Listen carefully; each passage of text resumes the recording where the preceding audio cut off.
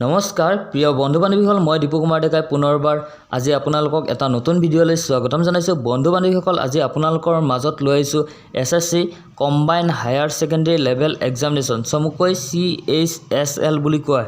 ইয়াত যিসকল ল'ৰা ছোৱালী এপ্লাই কৰিছে তেওঁলোকৰ এডমিট কাৰ্ডৰ লিংকসমূহ মুকলি কৰি দিছে। এতিয়াৰ পৰা আপোনালোকে ইয়াৰ এডমিট কাৰ্ডসমূহ ডাউনলোড কৰিব পাৰিব নিজৰ মোবাইলত। গতিকে নিজৰ মোবাইলত ডাউনলোড কৰিবলৈ কি ডকুমেণ্ট লাগিব, কেনেকৈ ডাউনলোড কৰিব লাগিব, এই সকলোবোৰৰ সৈতে আপোনালোকৰ মাজত মই এটি ভিডিঅ' লৈ আহিছোঁ। গতিকে যিসকল বন্ধু বান্ধৱীয়ে মোৰ ভিডিঅ'টো চাই আছে তেওঁলোকে মোৰ ভিডিঅ'ত প্ৰথমতে এটা লাইক কৰিব আৰু নতুনকৈ ভিজিট কৰি আছে যদি মোৰ চেনেলটো ছাবস্ক্ৰাইব কৰি দিব। গতিকে ভিডিঅ'টো আৰম্ভ কৰিছোঁ।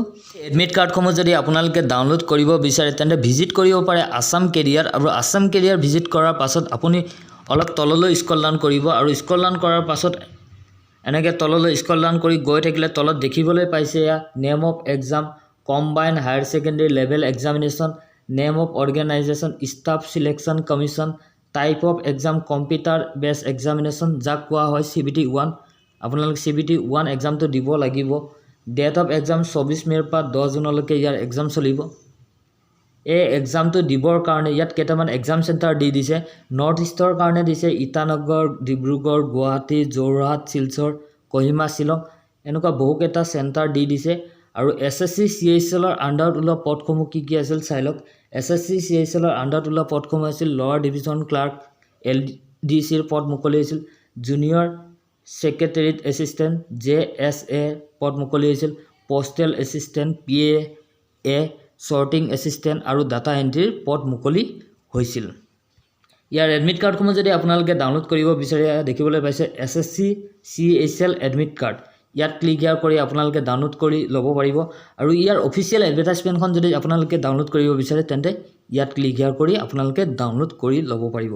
মই এতিয়া আপোনালোকক দেখাই দি আছোঁ SSC CHSL এডমিট কাৰ্ড। ইয়াত ক্লিক কৰাৰ লগে লগে আপোনালোকৰ সন্মুখত কি আহে।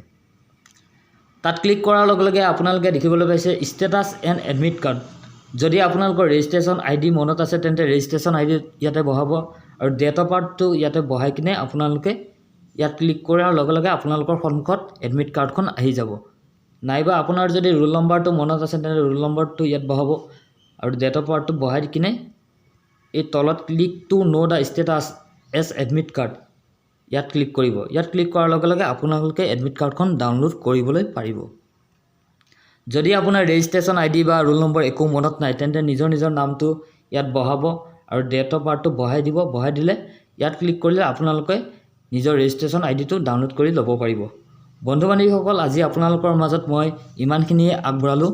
যদি মোৰ ভিডিঅ'টো চাই ভাল পাইছে তেন্তে লাইক কৰিব, বন্ধু বান্ধৱীসকলক শ্বেয়াৰ কৰি দিব আৰু আগন্তুক যদি এনেকুৱা ধৰণৰ ভিডিঅ'সমূহ যদি পাই থাকিব বিচাৰে তেন্তে মোৰ চেনেলটো ছাবস্ক্ৰাইব কৰি দিব। ধন্যবাদ।